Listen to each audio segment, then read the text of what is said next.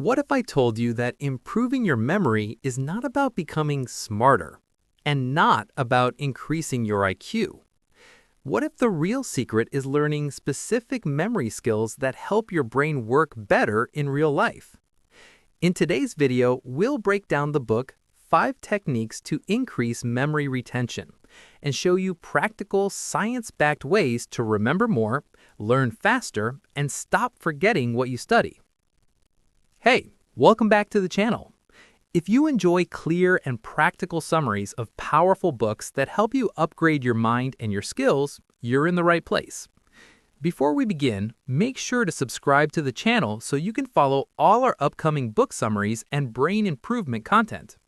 Now, let's start with the main idea of the book. Part 1. Memory is a skill, not talent.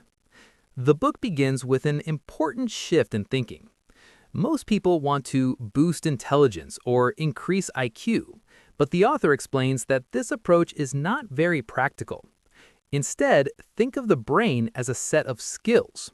Memory is one of those skills, just like speed reading, learning languages, visualization, focus. You're not becoming smarter overall, you're becoming more effective at using your brain. And the good news is, anyone can train memory skills with the right techniques. Part 2. Brain Training and Working Memory. The book discusses brain training and highlights one method supported by research: dual N-back training. This exercise improves working memory, attention, and mental flexibility. Working memory is what you use to hold phone numbers briefly, do mental math, juggle information. However, the book makes an important point. Increasing working memory alone has limited real-life benefits.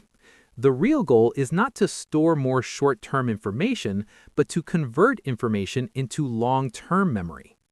Brain training helps attention, but it must be combined with other techniques. Part 3. Nootropics and Brain Health. The book then talks about nootropics, or brain-enhancing substances. Some substances support memory by improving neurotransmitters like acetylcholine, neuroplasticity, focus, and alertness. Examples mentioned include certain supplements, magnesium, lion's mane mushroom, but the book makes something very clear. The best nootropic of all is sleep. Sleep strengthens memory, improves focus, and helps the brain store information properly. Without sleep, no technique works well. Part 4. Focus and Attention. Memory and attention are deeply connected. If you're not paying attention, your brain won't store the information.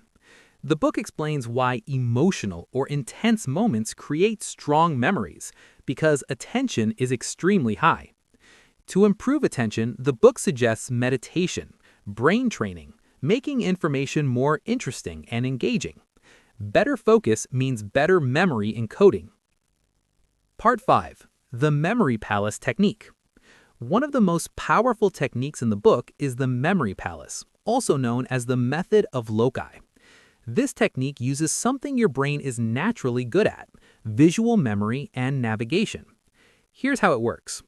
Imagine a familiar place, like your home. Choose a clear path through it and place vivid mental images representing information along that path. Because the brain evolved to remember places and routes, this method is incredibly effective for storing large amounts of information. Memory champions use this technique to memorize long lists, speeches, entire passages of text. Part 6. Spaced Learning.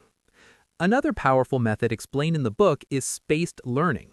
Instead of studying for long hours, you study in short sessions, take breaks, return to the material multiple times. This forces the brain to retrieve information repeatedly, which strengthens long-term memory. Spaced learning creates more neural connections and helps information stay in your brain longer. Part 7. Combine the techniques. The book's final message is not to rely on just one method. The most effective approach is to combine techniques, improve focus and attention, support brain health with sleep and nutrition, use memory palaces for storage, use spaced learning for reinforcement. Stop trying to improve memory in general. Instead, ask, what do I want to learn, and which memory skill fits that goal? That's how real memory improvement happens. Final message of the book. The core lesson of this book is simple. Memory is not about intelligence, it's about strategy. When you train the right skills, your brain becomes more productive, creative, and reliable. You already have a powerful brain. You just need to learn how to use it better.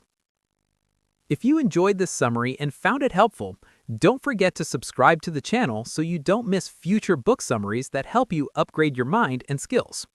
You'll find the link to the book in the video description if you want to explore these techniques in more depth. Thanks for watching. Train your memory, and I'll see you in the next video. Zen out.